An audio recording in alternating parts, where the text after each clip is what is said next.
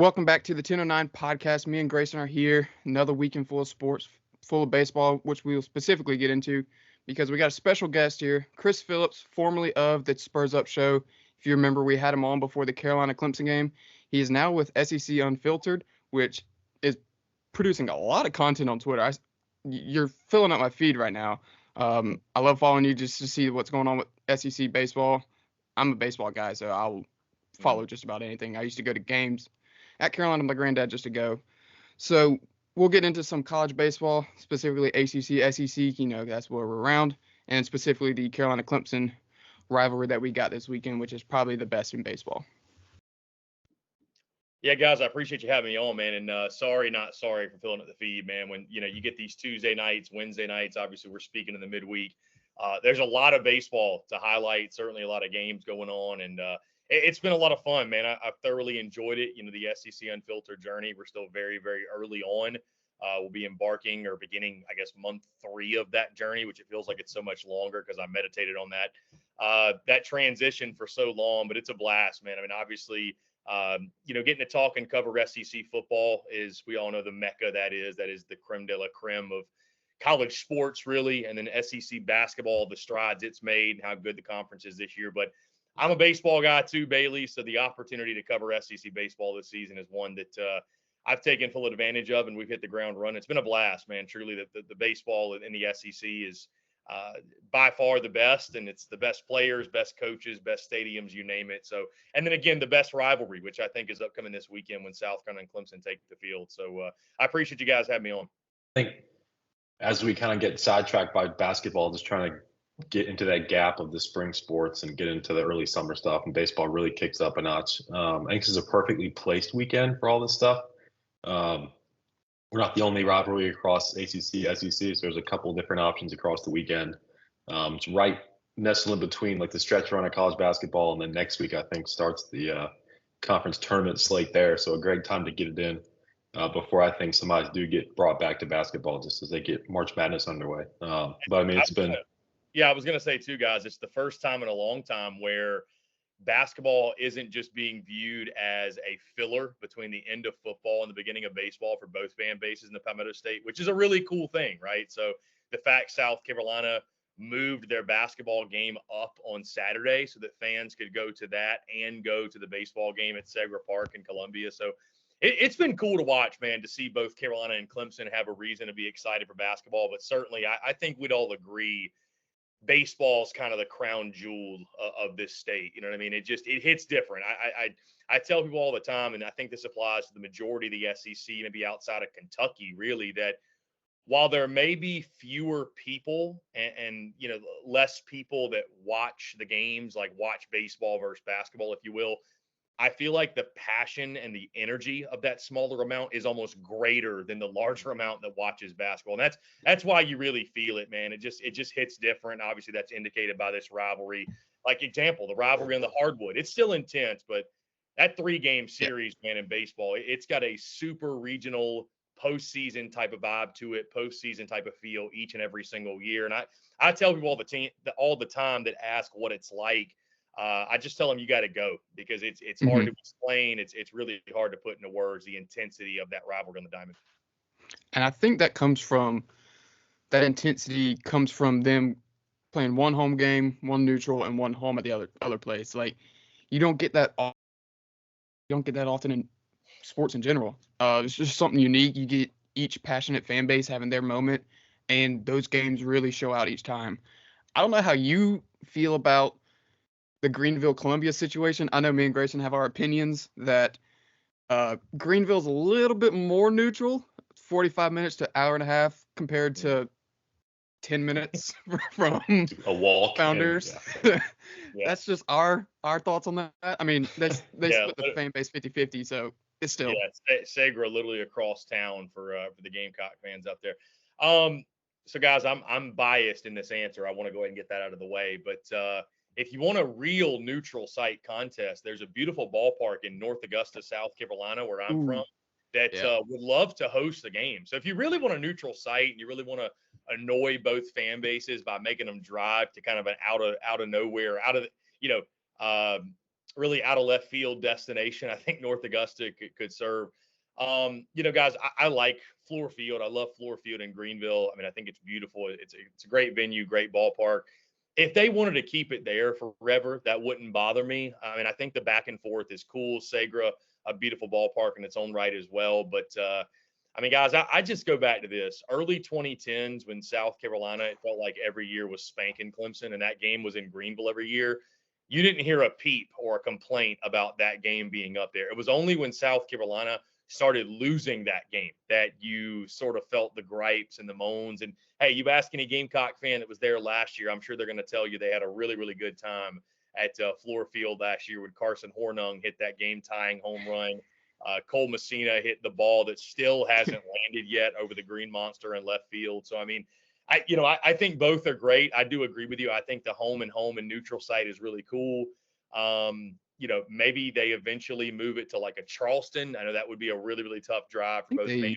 So I like the back and forth.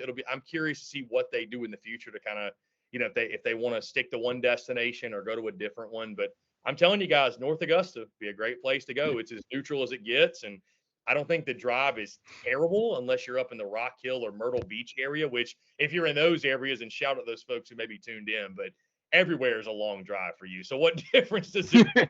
I mean, Yeah. So I think North Augusta should get a look, if you want my honest opinion. I'll be there Friday night, so I'm gonna be in it. I think I was there 2 years ago when we don't like him anymore, but Jonathan French hit that home run that was fair. It was fair. It was a fair ball. But that place is always rowdy. We know Clemson's rowdy is too, so I'm really looking forward to getting back out there. Yeah, Founders Park will be electric, man. I mean, I think home field advantage in this series definitely plays a big part. Although, it's funny I say that. I think the last 2 times that this series has started at Founders, South Carolina has lost that Friday game. I'm almost positive that's. I think in 2020, I believe that was the game because I think I was definitely there. I think that was the game that Clemson's starting pitcher threw like a one-hitter, maybe a no-hitter into the 8th inning or something like that. I think Davis Sharp shushed the crowd. Yes. Yeah. Brady Allen had the solo shot in the 8th inning to make it like, I don't know, 5-1 or something like that. And Will Sanders, I think, started that game for South Carolina. So, the home field hasn't meant a ton for the Gamecocks over the last, couple times that this series has started there. So we'll see if that changes. But, I mean, certainly, man, having home field advantage, especially having it on Sunday, it's almost more valuable to have it on Sunday, right? If you get to your home field tied 1-1, if that's the difference maker, it seems as if, like you go look at last year, man. I mean, it just felt like even after the Friday loss, when South Carolina won in Greenville, you get to come back home to Columbia. You're tied at 1-1. It just felt like to me, I was like, there's no way South Carolina's going to lose this game. So we'll see if that works out for Clemson this year. If the series is claimed by Saturday, but it's going to be a really fun one, no doubt. Yeah, I was up in Greenville last year, and that environment was incredible. I was right down the right field line. So he was giving me a couple of plays that happened right in front of me, and the crowd was pretty even. I think, both kind of factions made the drive. It was very, very well populated. It was a great atmosphere to be in. Game didn't go the way I wanted it to, but 40, 60% of the people were very happy. And I think honestly, as far as the drives, those drives home after a loss, however neutral the site may be, or what people are going to remember. They don't care how far it was. But this is one of the things I look forward to spring-wise. You mentioned basketball being a rare bright spot for both programs, especially simultaneously. I really hope both teams can play well down the stretch. We've seen both dancing. I mean, South Carolina has a Final Four under their belt. That crazy season, I think 2016 it was. So, I mean, there's some bright spots to look at on the court. But I mean, this week in the States will be dominated by baseball. And it's kind of interesting because kind of like basketball, you don't see a lot from these teams before they do meet up, whereas Clemson and basketball was very fortunate that game was played when it was, kind of before the Gamecocks got really into things. And Clemson's typical hot start kind of helped them out there.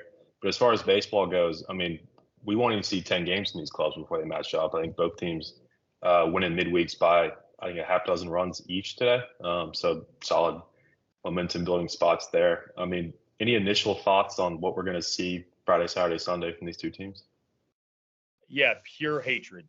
Pure hatred for the games. I mean, let's have some fun with it. Let's be honest, guys. That's what makes it so much fun. The first thing I think about when I think about South Carolina Clemson, and you think back to all the all of the great memories of this rivalry in the series. And you go back, of course, it's not just a 3-game series in the beginning of March, man. It's Omaha, it's the postseason, it's super regionals, it's Ray Tanner against Jack Leggett, it's Michael Roth shoving the Clemson guy at first base on a Friday night in front of a rowdy crowd. It's Michael Roth's legend being born in Omaha, right, in 2010 when the Gamecocks were up against it, and they asked a seldom used lefty specialist to go out there and throw 2 or 3 innings, and he threw a complete game shutout, and the rest is history. And South Carolina went on to win a national championship, win back to back, and that would have never happened. Rub it in. Forever. Yeah, I mean, just it's forever attached to that. And you go back all the way to 2002 when South Carolina had to beat Clemson twice to advance in Omaha, and they did it then too. So like it's and then you think back the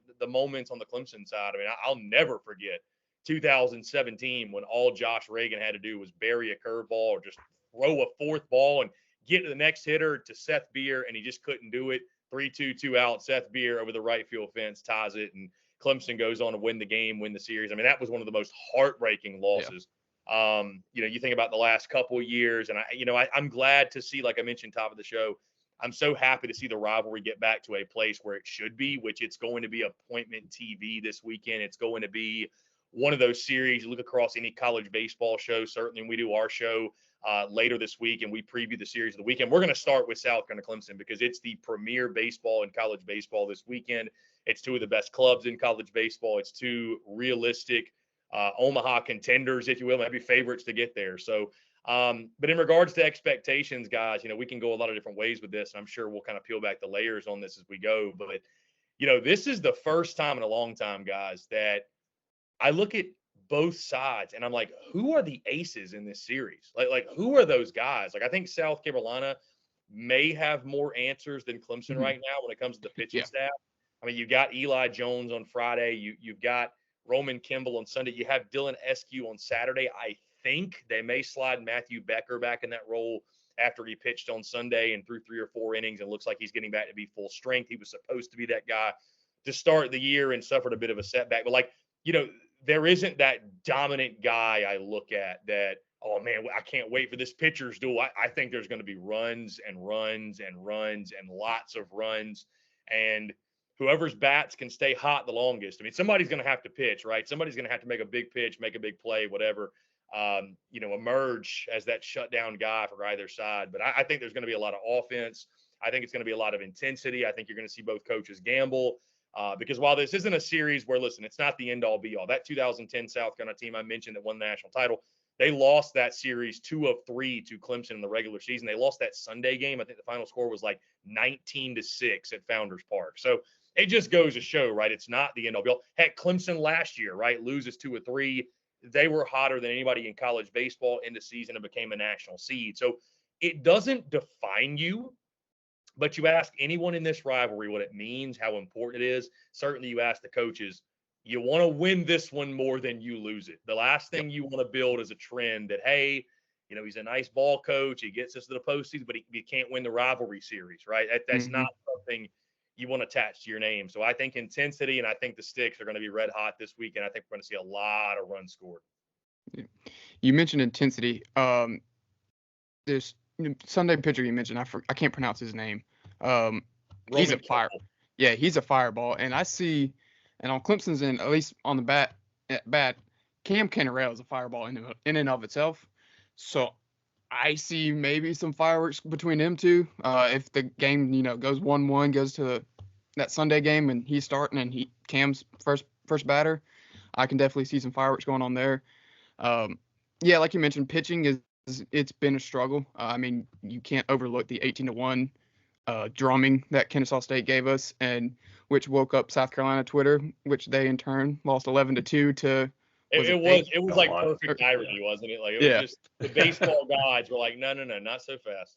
Yeah, got like 12 hours to gloat, and I was like, oh no. Yeah. So both teams have plenty of bats. Like I saw today where Gardner Webb was chirping Casas, and he proceeded to hit one to Richland out of Richland County. So, and he gives me nightmares from last Sunday's game from last year when he hit 2. So seeing him get hot is definitely not what I want to see. That's just a large man. Yeah, he can hit him a mile, man. I to your point, man, Roman Kimball And I say this in the most complimentary way possible. He is a straight up psycho on the mound. Yeah, I mean, I was there. 100%. I was there Sunday, watching him in person, got a look, and the stuff is great, by the way, man. The Notre Dame transfer, he's worked really hard, obviously, to get back. And I mean, he's going to be mid to high 90s with a fastball, and the breaking stuff is elite. He's got Roy Oswalt's type of mechanics, mannerisms, if you will. He got a big breaking ball. The changeup is good, but I mean, again, he lives and dies with that fastball. But I mean, dude, he is just insane. I mean, and I was with a buddy of mine telling him, I'm like, he's doing this against Belmont every single strikeout. I'm like, what is he going to do next weekend? What's he going to do in SEC play? And I'm sure, that's something you don't ever want to. You don't want a guy to not be himself, but at the same time, you got to be able to keep the emotions in check. And because certainly in a rivalry series like this, man, like if you do some of that yelling and screaming and then you give up a bomb, they're going to let you hear it. I mean, it's going to be relentless. So especially, if the rotation sticks how it's been, he's going to be pitching that Sunday game at Clemson, and that's a whole different beast in itself if you let them get loose and get momentum. Cam Cannarella, like you mentioned, man, I mean, he's an absolute spark plug, one of the best in college baseball. And again, looking at the Clemson lineup, they got plenty of dudes who can beat you up and down. I mean, again, it's hitting has not been the question for either side. And again, there's a lot of new names. Like when you look at this Clemson lineup, how about Will Taylor? He hit 3 bombs at the time. Went 0 for 22, and then it went 3 for 3 with 3 bombs. It's baseball. That's all you can say. The beauty of college baseball, man. The beauty of college baseball. So, I think what's interesting about this Clemson lineup, though, is that, Caden Grice was kind of that big home run guy. They had other bashers as well. I'm not exactly sure who that guy is. I know Cam Cannarella, it can be that guy. I know Jacob Hinderleiter, early tied for the lead in homers. But, I mean, the early lead for homers is 2, right? Outside of tonight, obviously. I don't have the numbers in front of me. I guess Will Taylor might have taken the lead already by himself. But either way, I mean, I think it's going to be offense, more offense. And certainly that battle, that one-on-one battle with Kimball and Cannarella is going to be a lot of fun. Because, again, a lot of this series, guys, I talk about it every single year. A lot of this series is, the abnormal becomes normal, because what happens is guys get out, they how do I want to phrase this? They get outside of themselves from the standpoint of the emotions get running. There's mental mistakes and there's physical mistakes. Guys make a lot more mental mistakes on a weekend like this, where, again, the emotions are so high, right? So doing the little things right is pivotal in a series like this, like being able to get a bunt down, executing a hit and run, executing a PFP, right? Fielding a bunt, throwing it to first base, throwing the ball down to second, down to third, whatever it is. So, the team that can do those little things is the one that's going to win. But certainly in the meantime, it's going to be a lot of hitting. And that battle, like you mentioned, with Kimball and Cannarella is going to be awesome to watch. Yeah, we've had some struggles so far, specifically in that Kennesaw State, where our fielding was not the best. So even in the wins. I think what's beautiful too, man, is it's like, let's be honest, South Carolina nor Clemson has played anybody at this point. I mean, it's been your typical, very lackluster non-conference competition. And this is our first chance. We're really going to learn who these clubs are. Because I'll be honest with you guys, again, we're having this conversation about the series, and I'm fired up for it. But, like, I don't think any of us can sit here and say anything definitively about what Carolina or Clemson are right now in this season. Like, we just don't know, Yeah. 8 games in. That's it. Yeah. Neither of these teams have played a tournament at Globe Life Field and taken on Arkansas or Oklahoma State or whoever it is. So, it's going to be a fun test, man, early. I think a lot of both fan bases, it's, both are very passionate about baseball, but it's funny. The winner of this series is, I'll just put it this way, much more interested in baseball over the coming weeks than the loser, if you will. And it takes kind of that spark in conference play and winning a couple series. Like, okay, kind of pick yourself back up off the mat. So it goes a long way, man, from fan interest to fan support to keeping people excited to team morale to university morale all across the board. Man, it's huge. I mean, locally, you hear about it for a full year. It's just like football. It's no different. And especially from the fans that may be more inclined to watch. I mean, nobody's watching baseball more than football, I wouldn't think. But, I mean. Well, especially when you lose the football game. You need to win this. Right. You need that balance. And the basketball game's when you lose basketball and football. Either, so. Yeah. Got to win one sport. We mentioned briefly, with like guys like Casas finally getting on the board with a homer. Cole Messina obviously is probably the heart and soul of South Carolina's team. We may or may not have gotten into some Twitter beef with him last year, and then he proceeded to hit that bomb, as you mentioned. Jacob So, did. He's not even here to defend himself, but I don't yeah, think he could. Jacob inspired every yeah. foot of that. So yeah. Guys like him, he's probably the most experienced guy probably in this rivalry. Are you looking at him to kind of step up and use that veteran presence to kind of sometimes calm the guy down, specifically maybe even Sunday, take a time, go to the mound and calm down your starter and stuff like that. That plays a bigger role than people think. Yeah, I mean, I think absolutely. I mean, in a series like this, a rivalry series, you're looking to your veteran guys to be the leaders. I mean, certainly, like you mentioned, man, I agree with you, Bailey, that Cole Messina is the heart and soul of South Carolina baseball. We saw that really, really early last year. I mean, and it's more than just, people see him get fired up and shake the hair and do the double celebrations, but like, the way that he handles that pitching staff, I think is really underrated. The defensive catcher that he plays, obviously he's a big bat in the lineup. What he means in the locker room is well to those guys. I mean, I think across the board, he is, like you mentioned, the heart and soul of South Carolina baseball right now. You look at a guy, although he's quote unquote young, a guy like Ethan Petrie, right? You lean on him. I mean, obviously Petrie's going to be a dude that I think has gotten off to a good start. He's not necessarily Charlie Condon right now, who literally cannot miss anything, but he's swinging it well. There's a lot of newcomers for South Carolina too, though, man.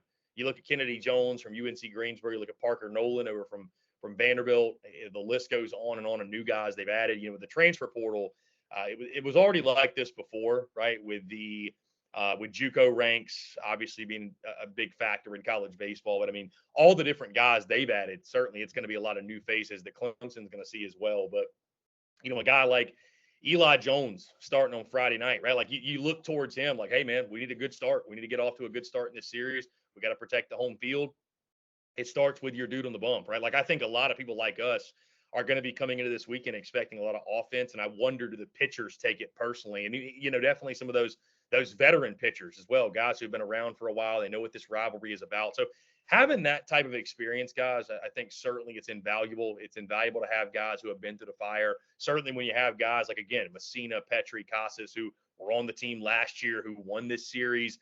And on Clemson's side, you can say guys that were on the team last year that know the pain of losing the series, right? It can drive both teams either way. So, I think when you have those veteran dudes, again, guys who have been in the middle of this, it's not necessarily going to catch them by surprise. It's those youngsters I think you got to or guys new to the rivalry. Again, Roman Kimball, who, he was on the team last year, but he didn't take the mound. And it's just a different experience. So I think certainly Cole Messina will be a guy if South Carolina, I mean, look at last year, guys, if South Carolina is to win this series, I think we'll probably be talking this time next week about, hey, Cole Messina had a great weekend, because it seems when he goes, this entire team goes. Yeah, they're going to be a product of their knowns, I think. I mean, you mentioned new faces and a lot of unknowns for the teams in general. I mean, you touched on the legends of the rivalry and the programs earlier, just rattled them off. This is that series where you get in that conversation. You stay in people's heads for years. I mean, we were talking about 2010 earlier, like it was yesterday, because that meant so much in that moment. And of course, Omaha in that environment elevates it. But even this regular season series, I mean, if you emerge as a leader on a team and you even surpass the knowns on your team and you're a big factor in why your team wins that series, you're going to be on the top of people's minds the rest of the season and beyond. And about the historical part, South Carolina made some history last week, I think. I'm going to ask your objective adjacent opinion. How many innings are in no-hitters? That's a good question. Yeah, I think there was some chatter about that. It doesn't count as a no-hitter because it was 7 innings and not 9 innings. I believe. Is that I think that's what we're referring to right now? I think so. I mean, dude, here's the thing. If Clemson threw a 7-inning no-hitter, I'd say it was a no-hitter. I mean, they didn't get a hit. They didn't get a hit. I mean, they run ruled them. I guess that was, we should hold it against them because they run ruled them. So I would call it a no-hitter. On a quick side note, though, you mentioned the legends of the rivalry, and Bailey mentioned Jonathan French way back in 2020, which it's crazy to think. It was 2020 he hit that homer. That's how long. No, it was 21. Oh, 20. Okay, 21. Okay. The year before he left, I think. Yeah. Okay, so whatever the math is. It'd have been 22 then, yeah. I believe. Okay, yeah. Either way, my point being, the fact that we come into this weekend and a guy we haven't talked about, he's leading South Carolina in batting average right now, is Dylan Brewer. So he can get cold. He can get cold. hitting Oh, for sure. No, for sure. Yeah. But hitting 519 right now, that's I'm sure I don't know, maybe the bad blood hasn't subsided, but I mean, I think last year it was much, much more of a story, right, guys? I mean, Yeah. you recall last year we were Right. talking about Bonnie Lee and how weird it was, like the rivalry series, and it still is kind of strange. But certainly it's you mentioned like the legends of the rivalry, and I mean we had never seen something like that before, guys, where Monty Lee comes to Carolina and Dylan Brewer and Jonathan French follow him, and it just very, very strange set of circumstances. But it'll be a big weekend for him. It'll be a big weekend for Monty, as it always is, and it's a big weekend for Mark Kingston, guys. I know that we haven't talked about that, but I mean it's I think a lot of South Carolina fans are still kind of, the jury is out on Mark Kingston. I think a lot of people, their confidence in South Carolina baseball right now comes from Monty Lee being on staff, not Mark Kingston being the leader of the baseball program. So, it's one of those things where Kingston's going to be judged based off what he does in the postseason and how far they go. And do they make a super regional? Do they get to Omaha? But again, guys, it's, in the meantime, winning the rivalry series can do a lot of good fortune for you, a lot of good favor, if you will. And so he desperately needs it. Yeah, I mean, I think Monty casts a shadow, no doubt. But I mean, you mentioned the addition he does make to that staff is incredible, even just within the rivalry. I mean, he coached in it about 5, 6 years. I mean, that's valuable experience to have, and he's going to be able to settle guys down within the dugout where, I mean, that's where a lot of the team's going to come together anyway. So that'll be, like you said, weird for us for sure. I'm sure a lot of people were happy when he got fired, and they're like, "Whoa, wait, no, not there. Don't go there and beat us." Yeah, exactly. So I mean, it adds another layer to what I think we can all agree is one of the better, if not best, rivalries across college baseball, because that's another unique factor that you really don't see a lot. I mean, across rivalry lines, even in other sports, it's very, very rare for people to travel across the state and suit up, especially. I mean, for French and Brewer, they had not played 10 games in South Carolina before that series popped up last year. So I mean, it's very, very weird.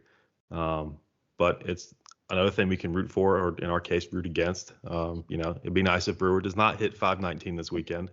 That would sting a little extra.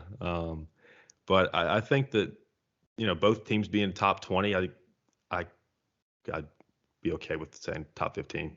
But per D1, perfect game, whoever. I mean, these are two teams that, I mean, you mentioned, Omaha expectations briefly. Like, these are two teams that want it, and I think Clemson was well on their way last year, and it just came to a screeching halt. And this is going to be a huge springboard series to, are we really going to go to Omaha? Can we really say that? Is it too early? Because you win the series, like, well, no, it's not too early. We just beat Clemson. We just beat South Carolina. Of course we can. So as far as like expectations and keeping that slow rise going as you get into like the meat of the schedule, conference play, I think it's going to be a great thing to watch. And that is why this series means so much, even if it is so early in the season.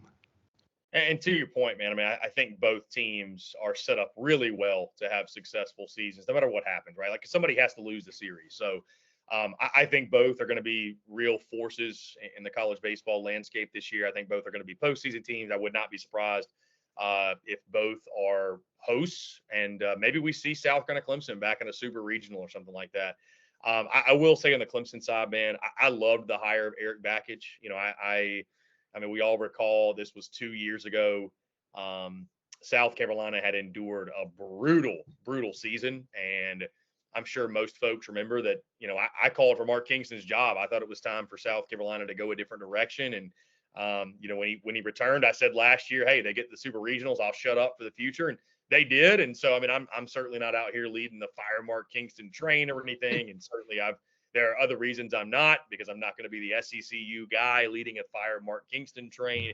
But, I think the addition of Monty Lee, and obviously it's kind of gotten that thing back on track, but I really commended Clemson when they, because Monty Lee was very, very well liked up there, and everybody I've known that I talked to, I mean, he's a great baseball man. He's a great man. He's extremely liked by everyone around him. I don't know that was necessarily a popular decision, but when they hired Eric Bakich, I was a very, very big fan of that hire. He was somebody that I said I would have loved to have seen South Carolina hire him. Obviously, it made a lot of sense because Bakich was on those Jack Leggett staffs and some really, really great teams. And I think Eric Bakich, I mean, we saw it last year. And, Clemson lost a marathon game, one of the best games of the college baseball season, to Tennessee. That was nuts. I mean, that game was absolutely nuts. But I think it's only a matter of time. I think it's a matter of when, not if, Eric Bakich is getting Clemson baseball back to Omaha.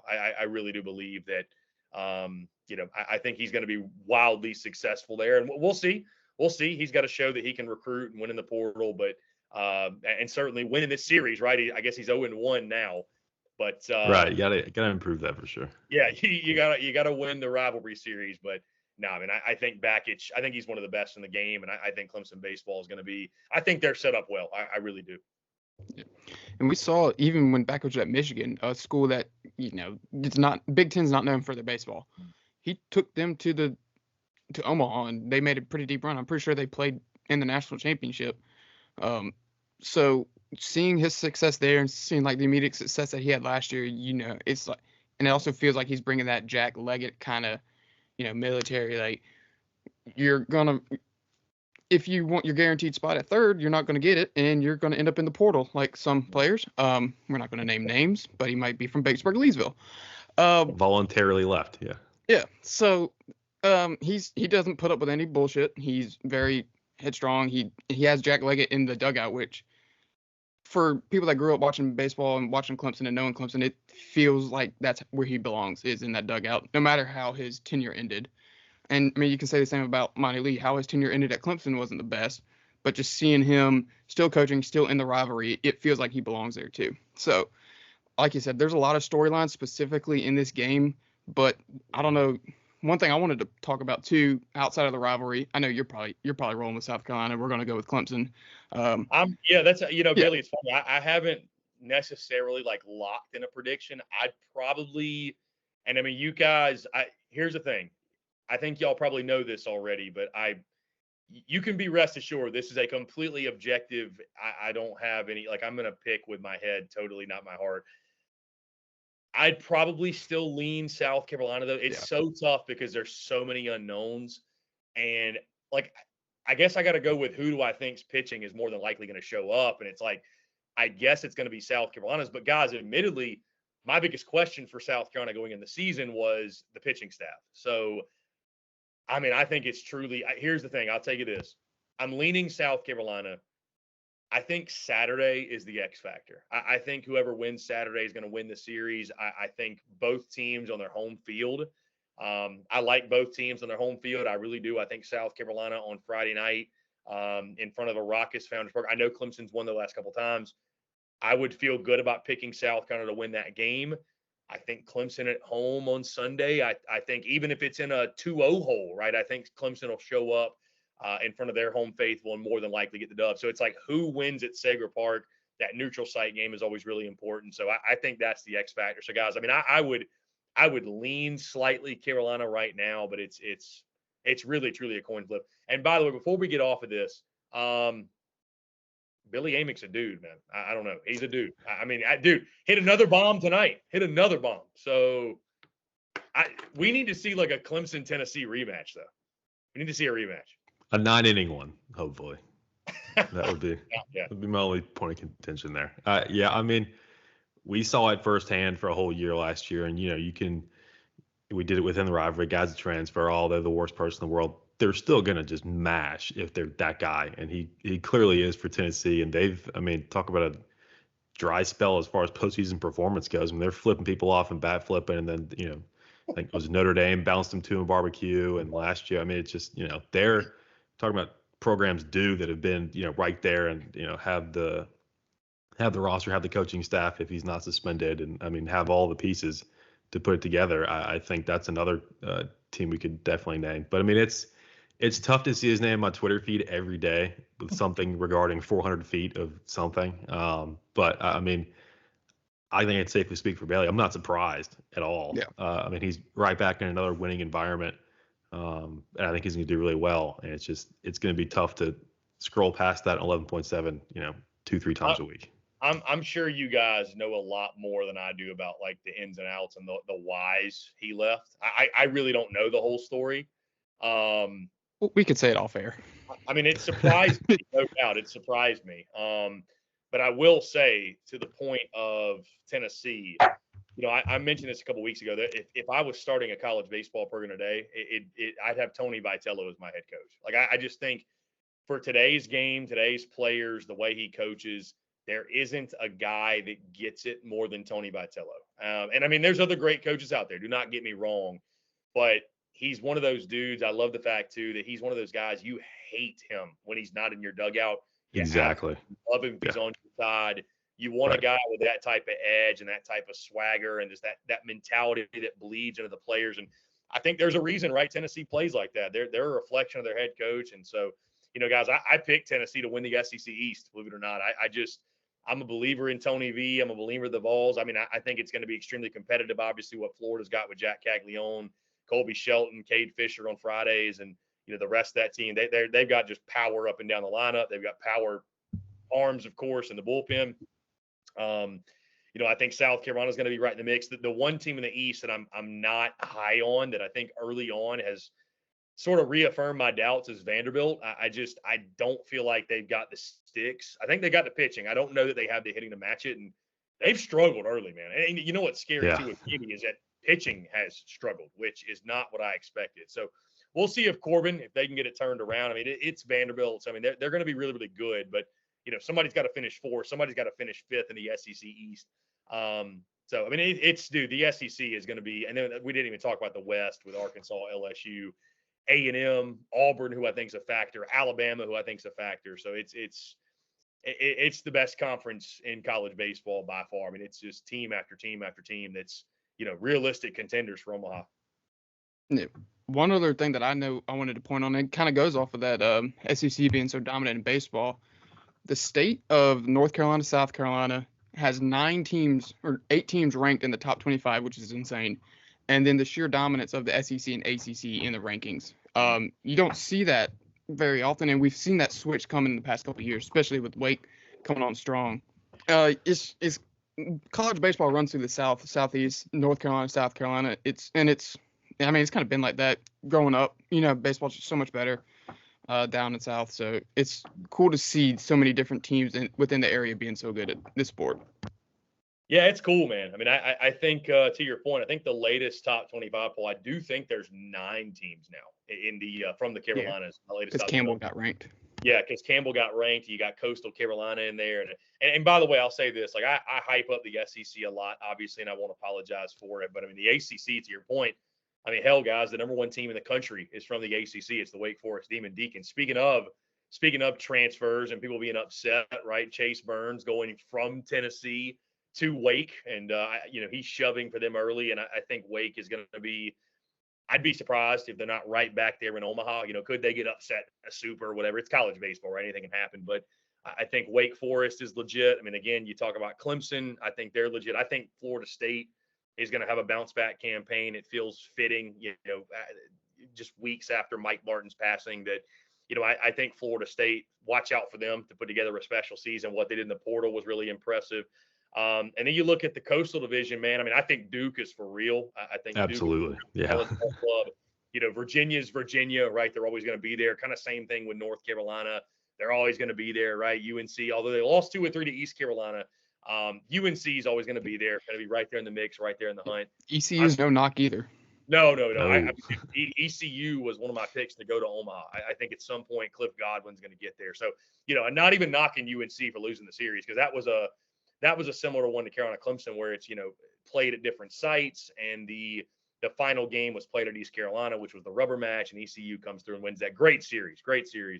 I'm curious what Miami is, guys. We talked about Florida, Miami this weekend. Miami's kind of been up and down early. This is going to be a great opportunity this weekend for the Hurricanes to prove themselves that they can take down Florida. I mean, it's a huge one, right? Because I think for Miami, they're trying to prove that they're for real. For Florida, I mean, obviously it's one of those things, guys, where Florida baseball, you're never measured up against, okay, are you good enough this weekend? Are you the better team this weekend? Are you the best team in the SEC East or the SEC? Florida's measured up against every year. Is this team good enough to win it all? You know what I mean? And the fans aren't patient, and they want to see the results. And, although we can preach as much as we want, hey, it's a marathon, not a sprint, don't overreact. Fans are going to fan. So they don't want to hear that. Yeah. No, they don't want to hear that. It's a huge rivalry. And then, guys, I think Georgia Tech, I mean, I don't know if y'all are seeing what this kid is doing over at Georgia Tech, this freshman. his name, Drew Burris. Yeah. Four home tonight. runs. 4 home runs in the game tonight. We're speaking on Tuesday. 4 home runs. Kid is a true freshman, and in his 8th collegiate game, he hit 4 home runs. So, Georgia Tech is a team that, buddies I talk to, they're high on Georgia Tech and think they could be special. So, I mean, the ACC is deep too. That's what I'm trying to say. And certainly you mentioned the Carolina specifically. Yeah, man, the best baseball, in my opinion, and I'm biased saying it because I'm from the Carolinas, but the best baseball is played in the Carolinas, both north and south, and it's really cool, man. And it's crazy to think too. I wish it would work out this way. It's not going to, but imagine if we had an all Carolinas Omaha. Can you imagine if we had that? Wouldn't that be something? But unfortunately, it's not going to work out that way. But wouldn't that be cool if it did? And It's on the table numbers wise, which is insane. Like you have 8 that could get there. You know what? On that note, though, you know what should happen? There should be like a Carolinas tournament, like they do. Yeah, that'd be Texas. incredible. Yeah. Like, why not get all these Carolina teams together and play a tournament? That would be electric. That would be electric. Yeah. You'd get top. That'd be like Battle for Atlantis level at Illinois baseball diamond. That'd be awesome. I mean, Florida is in a weird just battle right now with Stetson. They got 3 more outs down a run. And that's going to add some more venom to that Miami series. I mean, coming off a loss like that, you're playing a Miami team who, like you said, they're still trying to figure out what a fair bar is or what they're really going to be this season. So we could have a whole nother layer to that coming off of a Tuesday game. Yeah, I mean, it's going to be exciting for sure. I mean, I'm super pumped for this weekend and for the conference season to get rolling. Again, we're just going to learn more about these ball clubs and about these teams and who are the contenders and who are the pretenders. And, teams are going to continue to, sort through early on in the season, finding their best guys on the weekend, their bullpen guys, their best 9. And we get to conference play in a couple weeks, man. There's nowhere to hide. So I'm excited to see how both South Carolina and Clemson shake out, but obviously the SEC, the ACC, all the college baseball landscape, man. It's going to be a lot of fun. I do have an SEC question. I'm talking about states that are dominant in baseball. What on earth is happening in the state of Mississippi right now? I mean, I can't really wrap my head around how bad things have gotten relative to how good they were a short time ago. It's crazy, man. I mean, it's to your point. It's hard to believe. I think there's still hope for Ole Miss this season. It's been ugly early on. They split with Hawaii. Hawaii was weird. Yeah, Hawaii was weird. They lose that midweek game. They lose game 1 to, I believe it was High Point. I think it was. I'm not 100%. I think you're right. I think it was High Point. Lose game 1, and I literally posted, guys. It was like, hey, take it out, blow on it, put it back in. Like this game is broken. Like something's broken. They proceed to come out, run rule Saturday, Sunday. Sunday, I think they scored it was 22-0 in the 3rd inning or something crazy like that. So, and I think Ole Miss did win tonight in the midweek. So maybe there's a chance they wake up. When it comes to Mississippi State, guys, I mean, I went on record about a week and a half ago and said that after back-to-back losses in the midweek to Austin, PA, and I know you don't overreact to the midweek, but the problem is when you have a terrible back-to-back seasons like Mississippi State has had, and then you come into this season and you start slow and you have those losses, I think you've seen all you need to see, man. I just think unless barring some major turnaround in Starkville, I think the Chris Lemonis era will be and should be over. You know what I mean? It's too proud of a program. They got one of the best stadiums. I think the best stadium in college baseball. There's so much great history and tradition. And guys, think about it. What sport, any sport, I don't care if it's baseball, basketball, football, because you can talk about, is it a revenue generating sport? Coaches don't survive back-to-back losing seasons. I don't care what sport. Mm-hmm. They certainly don't survive 3 straight losing seasons. The fact he came back this year was insane. And so think about, guys, you can think about it from the football landscape. Back-to-back LSU, Auburn. Yeah. Back-to-back 5 and 7s are getting you fired. They just are. You know what I mean? So I think for Mississippi State baseball, when you've had back-to-back seasons like they had, as bad as they've been, if it follows suit again this 3rd straight year, I don't know how they could justify keeping him. So, it's weird times right now in the state of Mississippi. But, I think maybe Ole Miss has a fighter's chance, a punching chance of making something of this season, sneaking to the postseason. But I think Mississippi State is dead, man, which is a shame because we talk about Carolina Clemson and the great rivalries. And if there's another rivalry on the diamond that matches up with Carolina Clemson, it's Ole Miss, Mississippi State. That series is nuts, right? That series is crazy. So to watch them last year and them both be like 6-20 in SEC play when they met was just, it was strange, man. Another game, another weekend. Yeah, it's strange. It's hard to get up for it. So, yeah, I will not be surprised if we don't get some changes in the Magnolia State over the next couple of years, or maybe even short term. And that's just something that's stuck out to me. Just as I mean, that was a great, I think, in-depth look. I mean, I'm not an SEC guy like you are, and I just know these two teams won titles back-to-back years.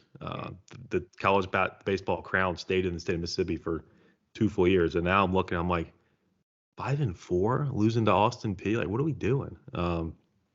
But it's just how quick things can change. Go ahead, Bailey. I was just going to say, and they also have two of probably the best stadiums in college baseball too. It's with all the renovations that Mississippi State has done, and then you obviously at Ole Miss you got the beer showers. Like the environments at like any ACC SEC school is top notch. So, but specifically in the state of Mississippi, they're some of the best. Yeah. I mean, guys, I did SEC baseball stadium rankings, and the dude was number 1, and Swayze, I believe, was number 4. I had Baum Walker at Arkansas number 2. I had Alex Box Stadium at LSU number 3, and then Swayze 4, and then Founders Park 5. So I mean, they're incredible venues, seating upwards of 10,000 plus, and I mean, it's again, that just goes to show the passion for college baseball in the SEC. Like it's just different, man. Like when you got those types of crowds coming out and watching you. So both programs deserve better, no doubt. And Mississippi State, man, certainly. I mean, it's a shame the point they've gotten to. Yeah, absolutely. You mentioned a bit of Omaha forecast earlier. Anybody we should be looking at that we haven't mentioned yet, maybe somehow outside of the ACC, SEC? I mean, Coastal Carolina with Gary Gilmore on the way out comes to mind as maybe a team that'll just be galvanized behind a coach, make a deep run. Anybody else you're looking at, keep an eye on even this early in the season? I mean, I think Coastal's a good pick. I look at Texas. I actually threw a futures bet on them to win the college. Great odds on them. Great odds. Threw a futures bet on them to win the College World Series. So the Texas Longhorns certainly, I think, are one that are realistic contenders to get there. UC Irvine is a fun sleeper for you guys. I had Mike Rooney at D1 Baseball on the show, and I mean, he absolutely loves UC Irvine. They returned, I think, all starting 9 from last year. Like every starting at bat that they had last year was back. So like they're as veteran as it gets in college baseball. UC Santa Barbara. I mean, I'm trying to give you some sleepers here. I mean, I think Duke is a realistic Omaha contender. I think that, we mentioned South Carolina and Clemson, I think, are both realistic. I mean, there's so many in the SEC. I think look at Georgia all of a sudden. I don't think they're going to be Omaha, but like, I think Wes Johnson's club is looking early on like they could be a surprise. Granted, it's been non-conference play, so don't want to overreact, obviously, but Georgia looks like they're going to be fun to watch. Outside of that, guys, I don't know. DBU, come on, Dallas Baptist, my Patriots. Maybe Dallas Baptist. TCU certainly. Wake Forest, obviously, guys up there at number 1. We mentioned like a Virginia is always a threat to go. Could Campbell? They got close last year, made it to the regionals in Columbia and fell flat, but could they do it?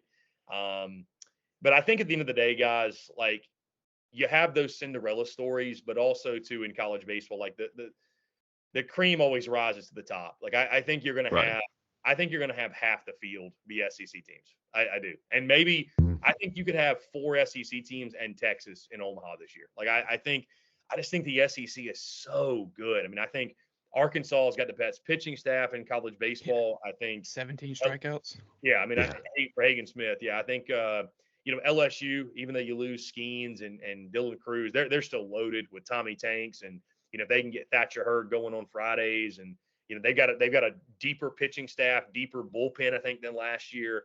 So certainly they're a threat to go. I think you look at, I think Texas A&M with Jim Schlossnagle could be a real threat as well. Pitching staff looks to be much better. Jace Lavalette and Braden Montgomery in that lineup. You could argue A&M's got the best lineup in the SEC and one of the best in college baseball.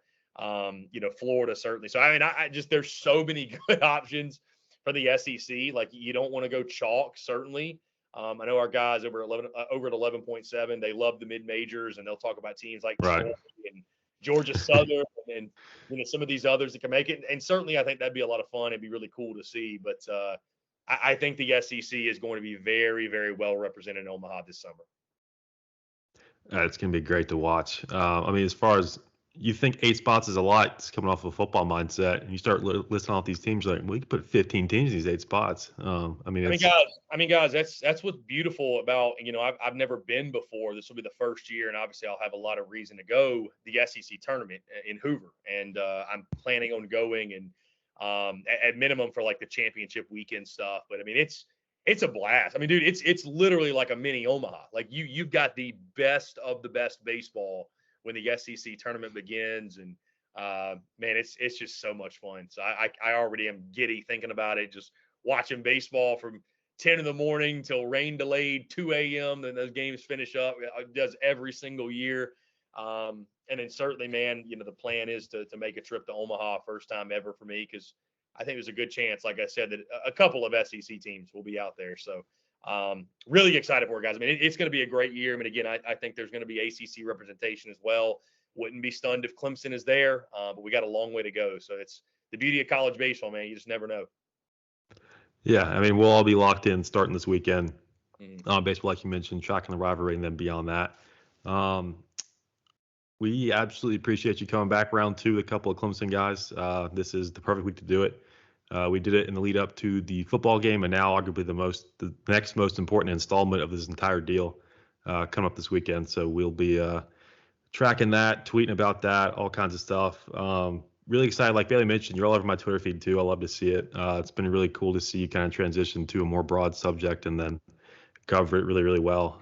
You're getting the views out there, which is amazing too. So we appreciate you now that you're super famous, still coming to entertain a couple of Tigers. And I'll let the people know where to find you on the way out. Guys, I appreciate you. I was going to say too, obviously the first time I came on with you was the week of the football game. South Carolina loses this series to Clemson. I think they may start demanding I no longer come on the show. And then you come on every show. Carolina catches the L. Good luck on the call-in show doing that. Yeah, Carolina catches the L every time. But no, I appreciate the kind words, man. And certainly there's going to be a lot of baseball yet again to cover this weekend. But Carolina Clemson will be, like I mentioned, it'll be appointment TV viewing, and we'll be covering it diligently. Undoubtedly, it'll be a lot of fun this weekend. So, but yeah, you can find us on social media at SEC Unfiltered, X, Facebook, Instagram, TikTok, wherever you get your content. We drop daily content on YouTube. Again, SEC Unfiltered on YouTube. The podcasts on iTunes, Spotify, Google Podcasts, wherever you get your podcasts. And, of course, our website, secunfiltered.com.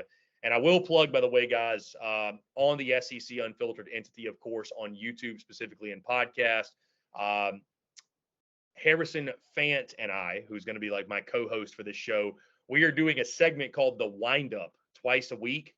It's going to be a show that drops on Mondays and Thursdays, SEC baseball show specifically, where we'll go around the league, recap everything, break down everything, give our analysis, opinions, whatever, preview, predict. So you can expect Thursday, we'll be talking the full upcoming weekend in college baseball, SEC baseball specifically. And, of course, Carolina Clemson will be a big, big part of that discussion. So really excited to do that with Harrison. And, I appreciate you guys giving me the opportunity and look forward to certainly chatting again soon. Yeah, for sure. Maybe, who knows? We're looking at super regionals matched up again like the good old days. We'll have you on again. Man. I'd love to see the rivalry renewed, whether it's supers, whether it's Omaha. It's just, it's one thing meeting up in these early March series, but certainly it hits a little bit different when we talk postseason. Definitely. So this will be Apple, Spotify, YouTube. We'll link all our stuff, obviously all Chris's stuff, written, spoken, video-wise will be linked as well. And we shall see how this weekend goes. So, again, I appreciate it. And it's rivalry week again. Appreciate you guys. Deuces. Subscribe.